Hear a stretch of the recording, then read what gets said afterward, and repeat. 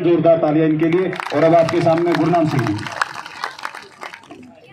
सम्मानित मंच, सभी हमारे सम्माननीय नेता,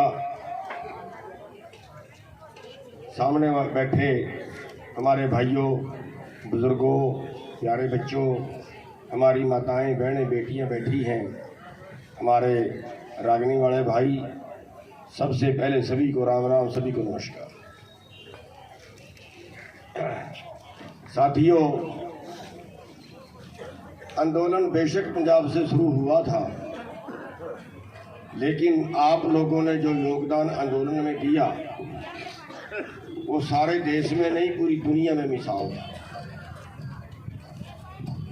हरियाणा के अंदर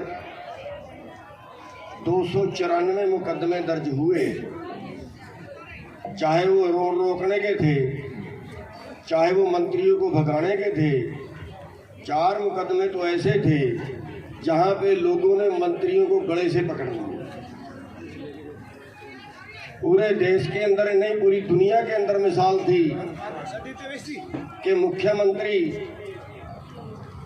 ने हरियाणा में रैली करना चाहिए, मना किया, जिद पकड़ गया, लेकिन हरियाणा के बहादुर लोगों ने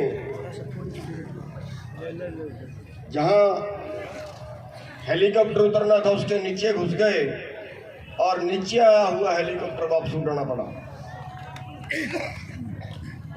294 मुकदमे हरियाणा में दर्ज हुए, पूरे देश में 294 मुकदमे नहीं थे।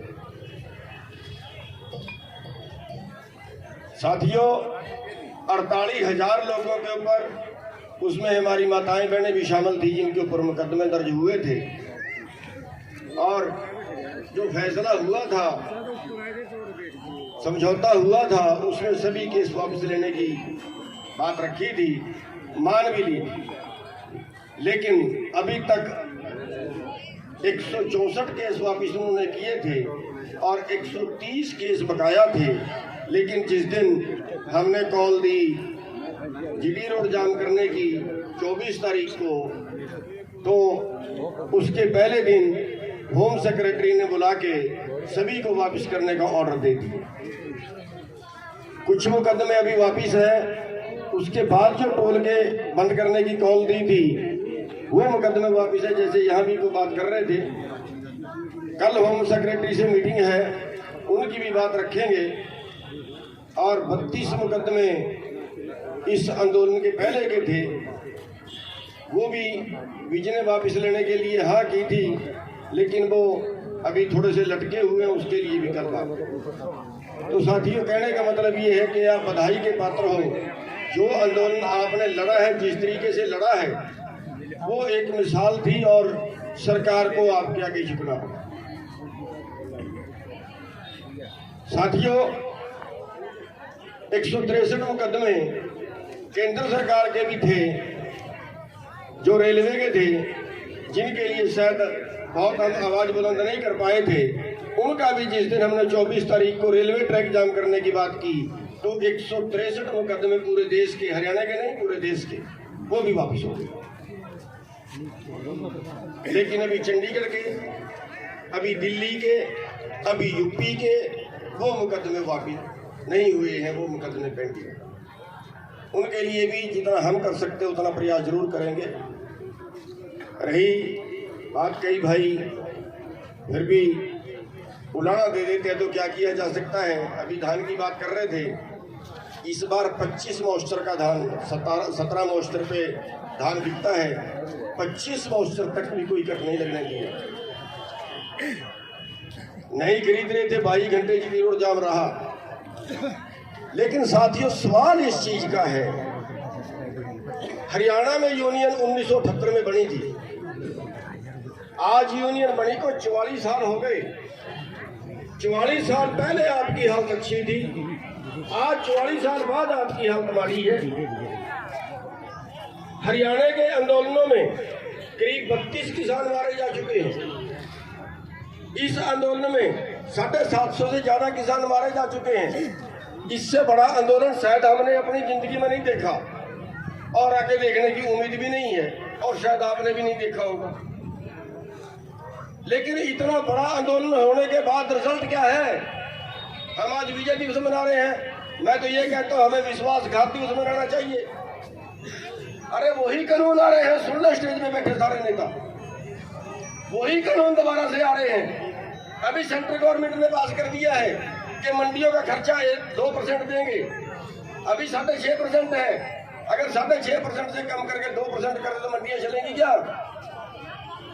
अभी जगह जगह अडानी गोदाम बना रहा है, सारा गेहूं अडानी के गोदाम में बिकेगा। अभी हरियाणा के अंदर, पूरे देश के अंदर अडानी के सेंटर लगना शुरू हो गए हैं। धान सीधा सेंटर में जाएगा, मंडियां बंद होंगी, बता देता हूं।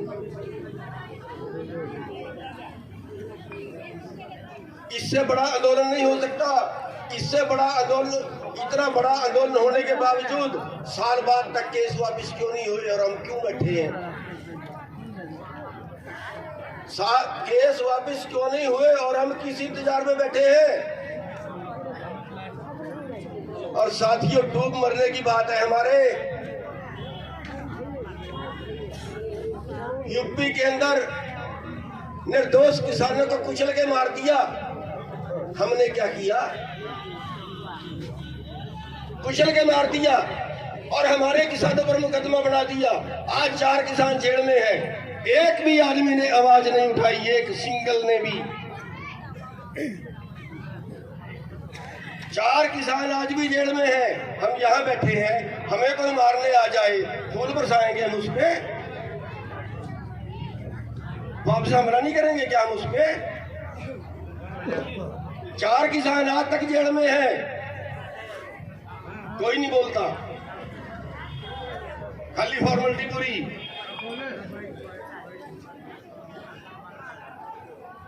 साथियों, इससे बड़ा आंदोलन कभी कर नहीं सकते। इस आंदोलन में भी हम अधूरे उठ के आए, फिर आगे बनेगा क्या?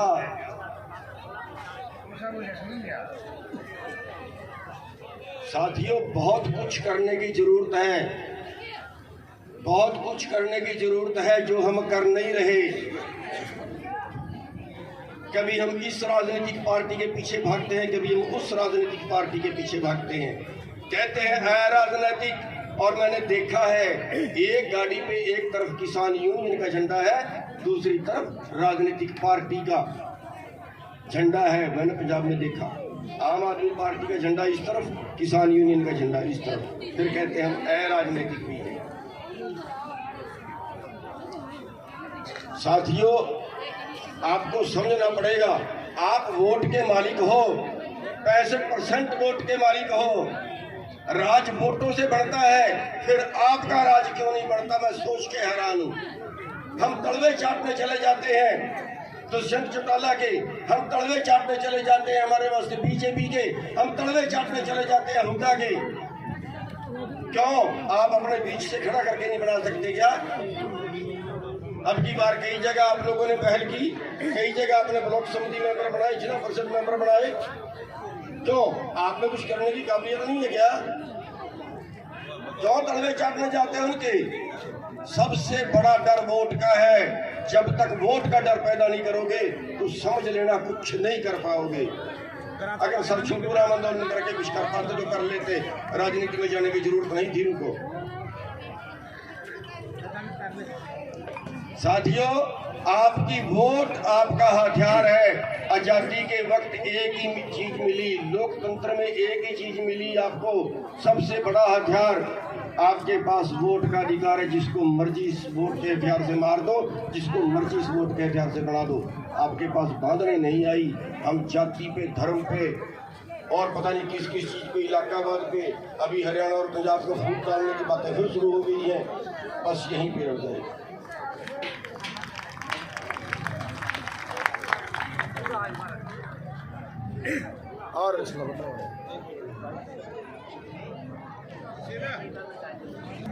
और जहां तक आंदोलन का सवाल है, अगर आंदोलन से भी मनवाना चाहते हैं, आंदोलन से भी मनवा सकते हैं। बहुत कुछ मनवाया जा सकता है आंदोलन से भी, लेकिन आंदोलन के तरीके से हो।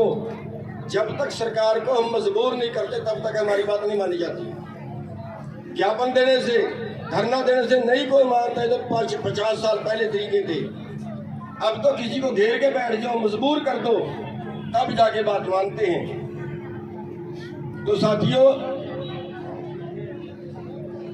आंदोलन जरूर करने चाहिए,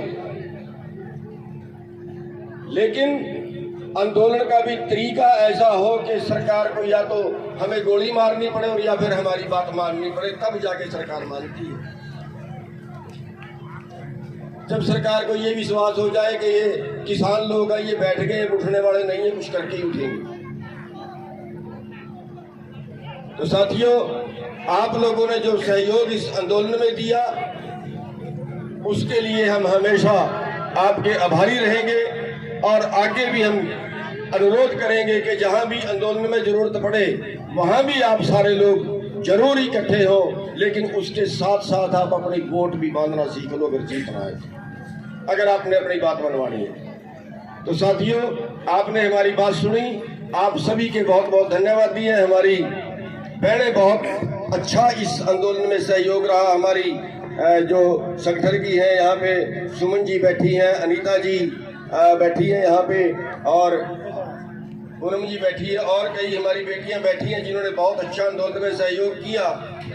और आपके इलाके से पूनम रेणु जी है गंडेला से, वो बहुत अच्छा काम कर रही है और उनको हम आज इस मंच से प्रमोशन भी देते हैं, उनका पद बड़ा करते हैं, उनको रोहतक मंडल की अध्यक्ष आज हम बनाते हैं। जोरदार तालियां। और दूसरी भाषा में अपना बतावा गुरनाम सिंह जी, आप करो पूरा नहीं करते।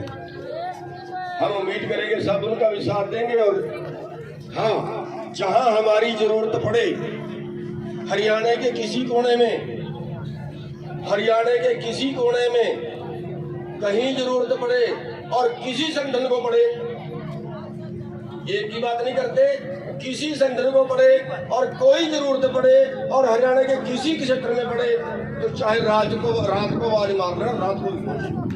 धन्यवाद। और